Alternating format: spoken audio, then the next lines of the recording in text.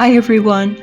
I'm Lauren Vicker of the Marketing and Social Media Committee of the Team-Based Learning Collaborative, and it's my pleasure to welcome Dr. Medlir Mema, Professor of Political Science and International Law at Brigham Young University, Idaho.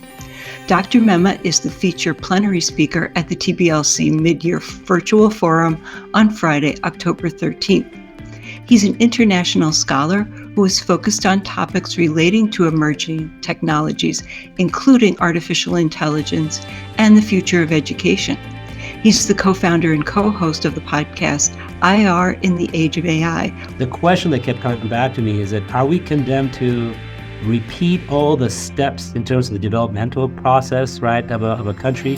Is it a way to kind of shortcut that? How can you use technology to make governments more responsive to the people? I will use every opportunity that I have in every class, even when I'm teaching an introductory course in international politics, for example, or international law. I'll sprinkle with each chapter a little bit of artificial intelligence or developments in that. And this is basically my dream. This is what I want to do. I want to be able to introduce into the courseworks, into universities, courses that have to do with and take seriously the discussion on the impact of artificial intelligence on law, international criminal law, accountability, criminal justice, security, intelligence, the use of nuclear weapons, deterrence, and everything else.